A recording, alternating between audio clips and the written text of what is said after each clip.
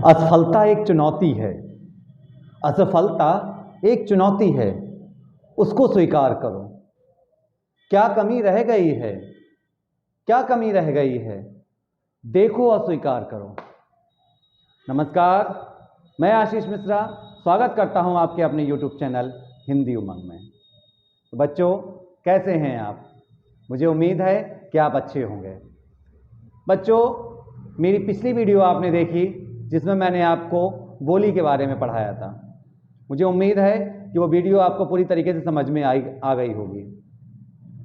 बच्चों, आज हम समझते हैं लिपि को, कि लिपि क्या होती है। देखिए, हिंदी को समझने के लिए हमें उसके प्रत्येक अंग से अवगत होना पड़ेगा। क्यों? क्योंकि ये एक बेसिक नीड है हमारी हिंदी के लिए।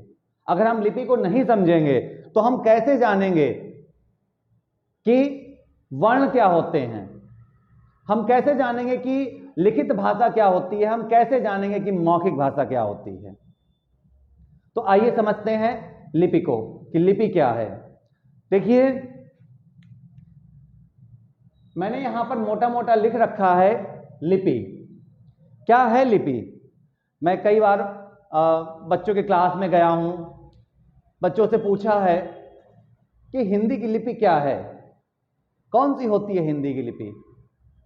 तो बच्चों का एक रटा रटाया सा जवाब कि हिंदी की लिपि देवनागरी होती है।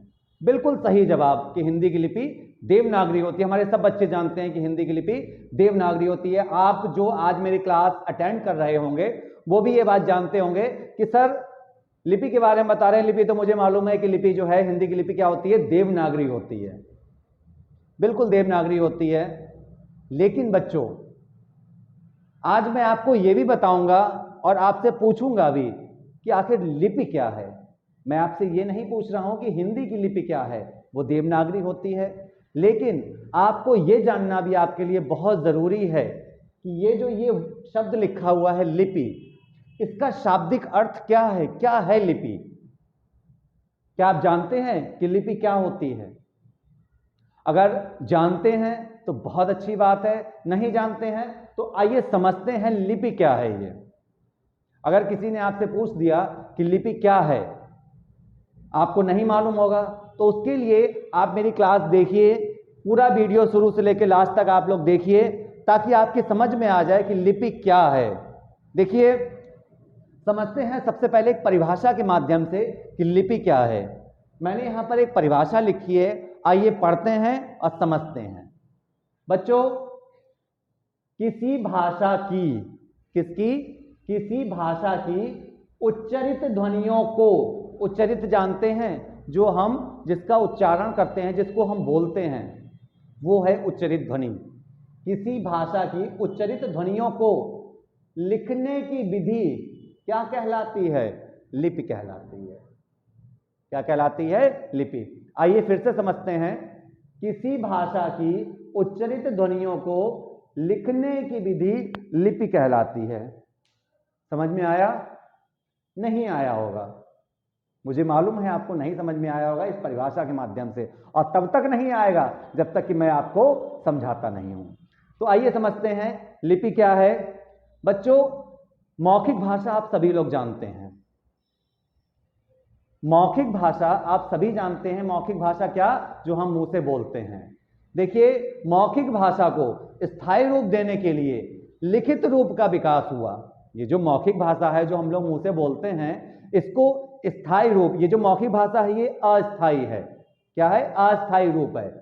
इसको स्थायी रूप देने के लिए लिखित रूप का विकास हुआ। समझ में आ रहा है ना? मौखिक भाषा को स्थायी रूप देने के लिए लिखित रूप का विकास हुआ। देखिए, प्रत्येक भाषा की प्रत्येक ध्वनि के लिए एक लिखित चिन्ह होता है। कोई भी भाषा है, उसकी जो भी ध्वनियां होती हैं उसके लिए एक लिखित चिन्ह होता है, जिसे कहते हैं वर्ण। क्या कहते हैं? वर्ण। वर्ण कहते हैं, वर्ड मत समझिए। वो वर्ड क्या है?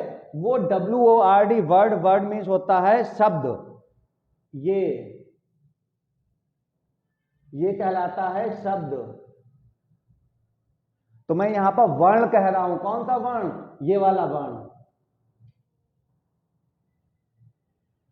देखिए कंफ्यूज मत होइए बिल्कुल, ये वर्ण होता है और ये होता है वर्ड यानी शब्द।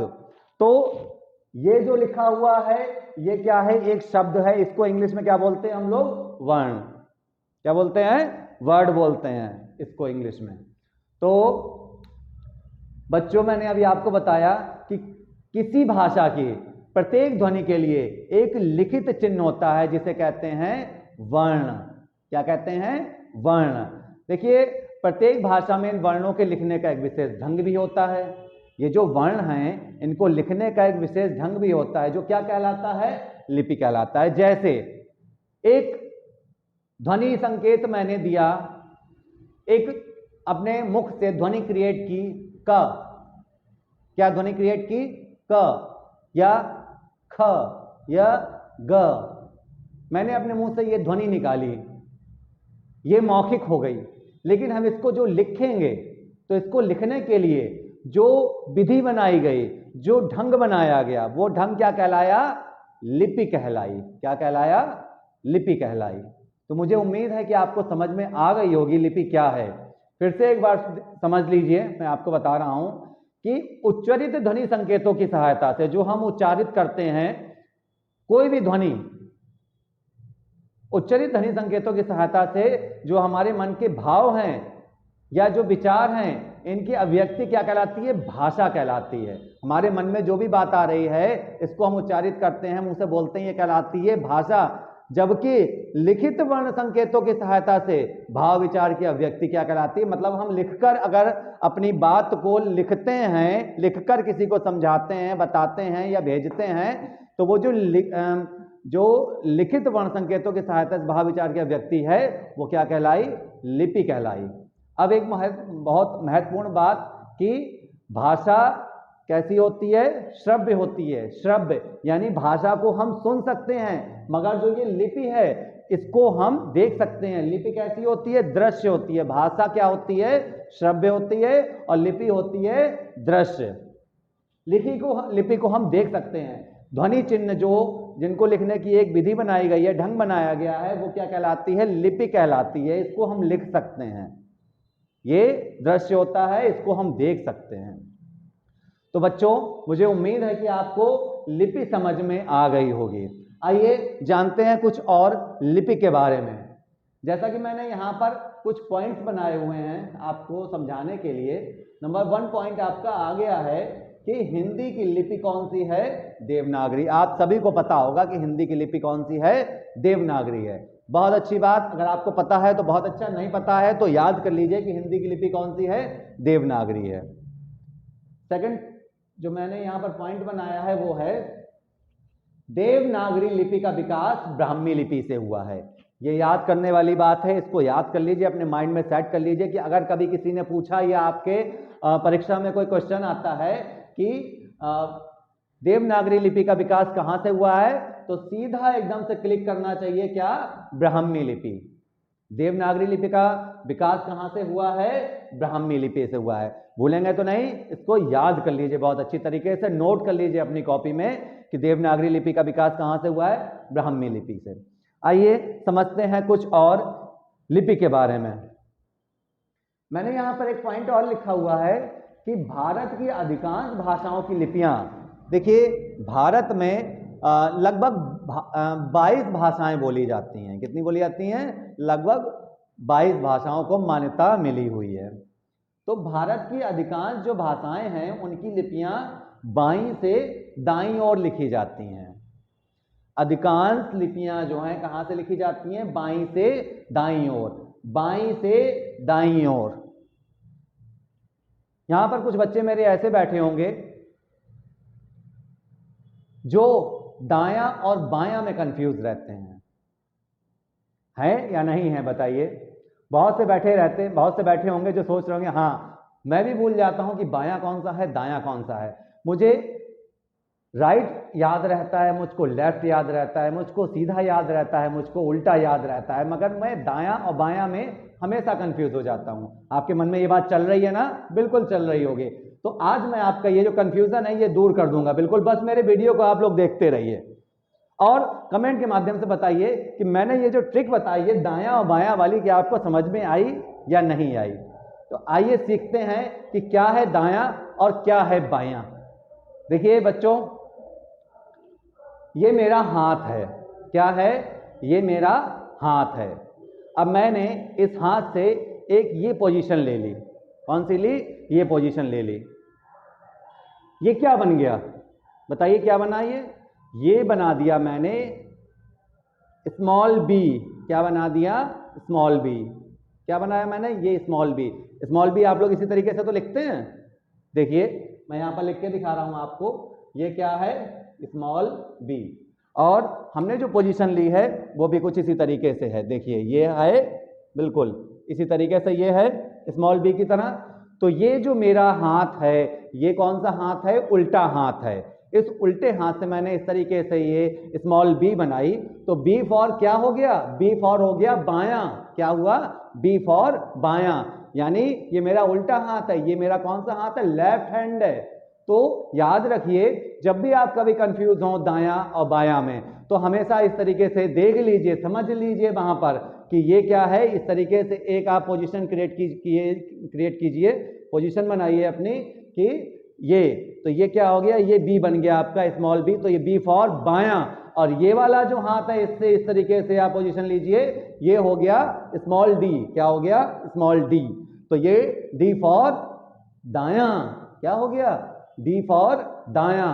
यानी ये कौन सा हाथ है हमारा? ये राइट हैंड है, यानी ये सीधा हाथ है। सीधा हाथ ही हमारा क्या हुआ? दायां हाथ। सीधा हाथ ही हमारा क्या हुआ? Right hand. तीनों चीजें मैंने आपको बता दी। यही राइट है, यही दायां है और यही सीधा है। ये बायां है, ये क्या है? उल्टा है। और क्या है? लेफ्ट हैंड है। अब कंफ्यूज तो नहीं होंगे? बी फॉर बायां और डी फॉर दायां। तो मुझे उम्मीद है आपको ये ट्रिक समझ में आई होगी और काम भी आएगी आपके आगे तक। इस वीडियो को आप ज्यादा से ज्यादा शेयर करिए, ताकि जो लोग कंफ्यूज रहते हैं, जो बच्चे कंफ्यूज रहते हैं, कुछ बड़े लोग भी कंफ्यूज रहते होंगे दायां बायां में, तो वो इस ट्रिक के माध्यम से समझ जाएं कि क्या दायां है और क्या बायां है। तो बच्चों, भारत की अधिकांश भाषाओं की लिपियां बाईं से दाईं ओर लिखी जाती हैं। देखिए ये जो मैंने लिखा है ये बाएं से दाएं की ओर लिखा है, लेकिन एक लिपि ऐसी है जो दाएं से बाएं की ओर लिखी जाती है। कौन सी लिपि है आप बताइए? जानते हैं क्या आप कि ऐसी कौन सी लिपि है जो दाएं से बाएं की ओर चलती है? बताइए कमेंट के माध्यम से। चलिए फिर भी मैं आपको बताता हूं। यहां पर उर्दू की फारसी लिपि ऐसी लिपि है जो दाएं से बाएं की ओर चलती है। कहां से चलती है? दाएं से बाएं की ओर चलती है। कौन सी? उर्दू की फारसी लिपि। अपनी जो ये देवनागरी लिपि है ये कहां चलती है? बाएं से दाएं की ओर। देवनागरी बाएं से दाएं की ओर, और जबकि फारसी जो है वो कहां से चलती है? दाएं से बाएं की ओर। समझ में आ गया आपको? मुझे उम्मीद है आपको ये सब समझ में आ गया होगा, अगर आपने अच्छे से समझने की कोशिश की होगी तो। देखिए कोई भी चीज कठिन नहीं है, अगर आप उसको समझने की कोशिश करेंगे तब। अगर आप उसको समझना ही नहीं चाहते हैं तो बेटा आप कैसे समझोगे? मैंने आज आपको जितना भी समझाया, अगर इसमें आपको कुछ भी डाउट है तो आप क्लियर कीजिए, मुझको कमेंट करिए कि सर मुझको ये नहीं समझ में आया। मैं एक नेक्स्ट वीडियो फिर बनाऊंगा आपको समझाने के लिए, ताकि आपके जितने भी डाउट्स हैं वो मैं क्लियर कर सकूं। तो बच्चों अब आइए सीखते हैं कुछ प्रमुख भाषाएं और उनकी लिपियां। देखिए मैं कुछ भाषाएं आपको बताऊंगा, बहुत इंपॉर्टेंट भाषाएं हैं जिनकी लिपियां अक्सर परीक्षा में पूछी जाती हैं। तो आइए देखते हैं और समझते हैं और सीखते हैं कि कौन सी वो भाषाएं हैं इंपॉर्टेंट जिनकी लिपियां मैं आपको बताना चाह रहा हूं। आइए देखते हैं कुछ प्रमुख भाषाएं और उनकी लिपियां। देखिए मैंने यहाँ पर कुछ महत्वपूर्ण भाषाएं लिखी हैं जिनकी लिपियों के बारे में मैं आपको अभी बताऊंगा। आइए समझते हैं। सबसे पहली आ गई हमारी हिंदी भाषा। क्या आ गई है?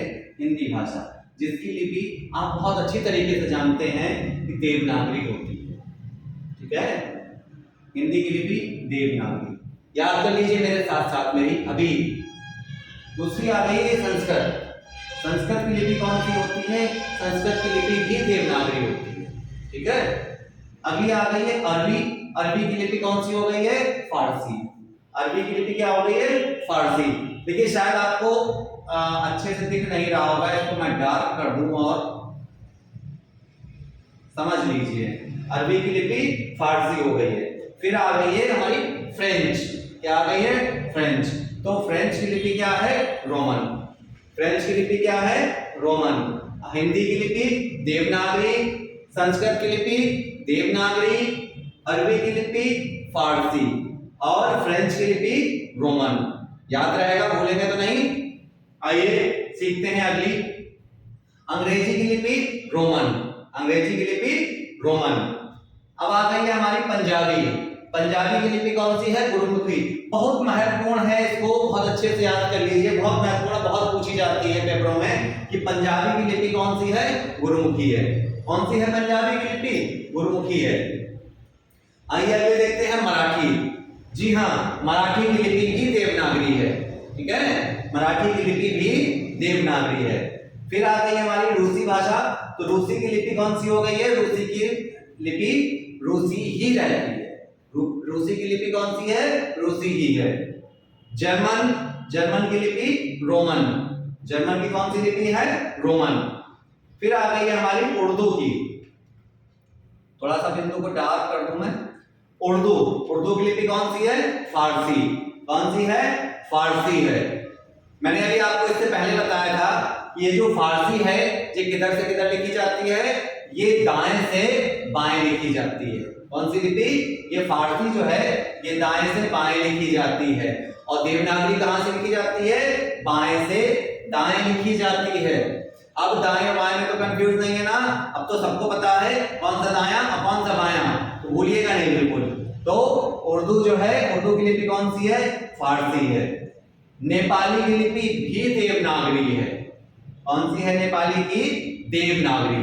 तो इसका एक स्क्रीनशॉट ले लीजिए, मैं साइड में हो जाता हूं ताकि ये आपको याद रहे। नोट्स बनाते चलिए और पढ़ते चलिए। हिंदी की देवनागरी, संस्कृत की देवनागरी, अरबी की फारसी, फ्रेंच की रोमन, अंग्रेजी की रोमन, पंजाबी की गुरुमुखी, मराठी की देवनागरी, रूसी की रूसी, जर्मन की रोमन, उर्दू की फारसी और नेपाली की भी देवनागरी है। स्क्रीनशॉट आपने ले लिया होगा। आइए बताते हैं एक और महत्वपूर्ण बात जिसके बारे में शायद आप ना जानते हो। उसके लिए मुझे इसको साफ करना पड़ेगा, इसको मिटाना पड़ेगा।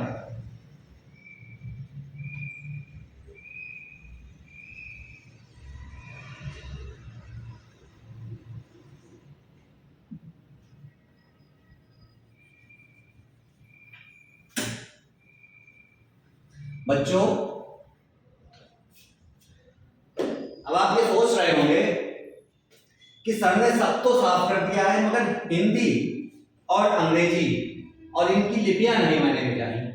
हाँ, क्योंकि मैं जो समझाना चाहता हूं वो इसी के माध्यम से ही आपको समझाना चाहता हूं। बच्चों, हम किसी भी भाषा को किसी भी लिपि में लिख सकते हैं। हम किसी भी भाषा को किसी भी लिपि में लिख सकते हैं। वही मैं आपको समझाना चाहता हूं कि जो हिंदी भाषा है इसकी लिपि कौन सी है? देवनागरी। आइए एक वाक्य लिखते हैं पहले देवनागरी में।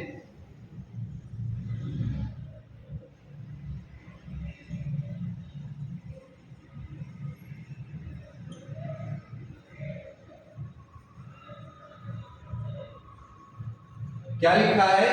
मेरा नाम रोहन है। क्या लिखा है? मेरा नाम रोहन है। ये किस लिपि में लिखा हुआ है? तो ये लिखा है, आप सभी जानते हैं, देवनागरी में। ये देवनागरी में लिखा है मेरा नाम रोहन है। अब हम इसको बनाना चाहते हैं रोमन में। हम इसी को लिखना चाहते हैं किसमें? रोमन में। क्या ये संभव है? बिल्कुल संभव है। कैसे संभव है? और संभव आप ही करते हैं डेली। किससे करते हैं? इससे करते हैं संभव। देखिए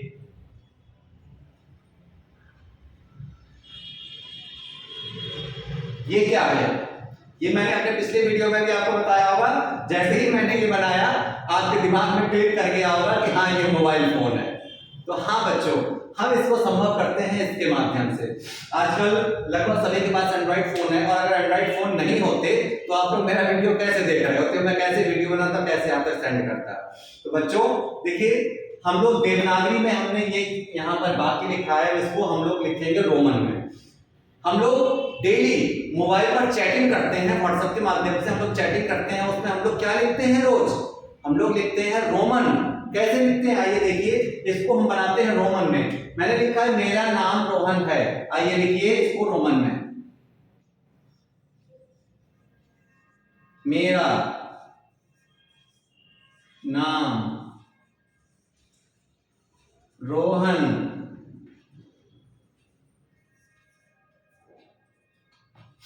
क्या लिखा है, मेरा नाम रोहन है।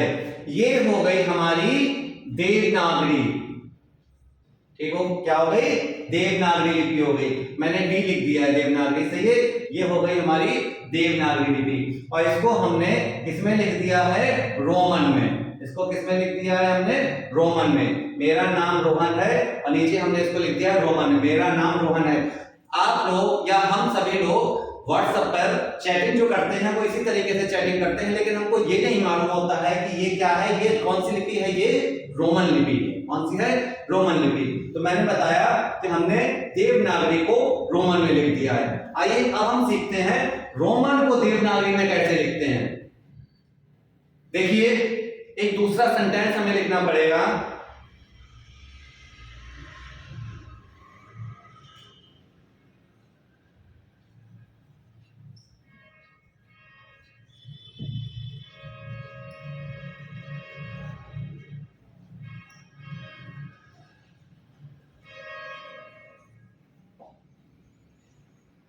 क्या लिखा मैंने,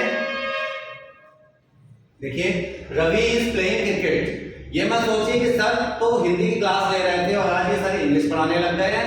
बेटा आपको समझाने के लिए, आपकी जानकारी के लिए मैं आपको कुछ नई चीज बता रहा हूं कि ये हमारा जो वाक्य है ये है देवनागरी में, इसको हमने लिख दिया है रोमन में। ये हमारा जो वाक्य है ये रोमन में है और इसको हम लिखते हैं देवनागरी में। आइए देखिए कैसे लिखते हैं इसको हम देवनागरी में।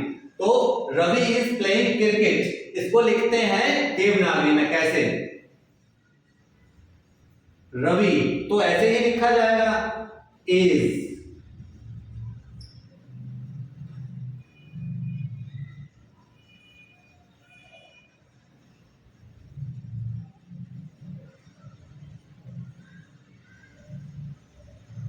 देखिए ये रोमन में लिखा है Ravi is playing cricket, Ravi is playing cricket, Ravi cricket खेल रहा है। ये इसका हिंदी ट्रांसलेट हुआ। मगर हमने क्या किया, इस सेंटेंस को ही हमने देवनागरी में लिख दिया है। तो रवि इज प्लेइंग क्रिकेट, हमने इसको हिंदी ट्रांसलेट नहीं किया, हमने इसको देवनागरी में ही लिख दिया है। क्या हो गया, रवि इज प्लेइंग क्रिकेट। समझ में आया आपको। इसी तरीके से बहुत सारे सेंटेंस अपनी बात जो हम व्हाट्सएप पे रोज करते हैं वो हम किसके माध्यम से करते हैं, हम रोमन के माध्यम से करते हैं। क्या हम लोग सेंटेंस तो हमारा ये होता है देवनागरी में, मगर हम लोग उसको जब लिखते हैं तो वो रोमन में लिखते हैं। तो ये आपके लिए शायद मेरे हिसाब से एक नई जानकारी है। तो बच्चों कैसी लगी आपको आज की मेरी ये वीडियो और मेरी ये नई नई जानकारियां। बच्चों अगर आपको मेरा पढ़ाने का तरीका, मेरी वीडियोस अच्छी लग रही हो तो प्लीज ज्यादा से ज्यादा लाइक करिए, शेयर करिए, ताकि जिन लोगों के पास ये जानकारी नहीं पहुंच पा रही है उन तक भी ये जानकारी बहुत आसानी से पहुंच जाए। उसके लिए आपको आगे आना पड़ेगा, मेरी वीडियो को शेयर करना पड़ेगा। तो बच्चों मैं कल फिर मिलूंगा एक नए टॉपिक के साथ, एक नए वीडियो के साथ। तब तक के लिए नमस्कार और धन्यवाद।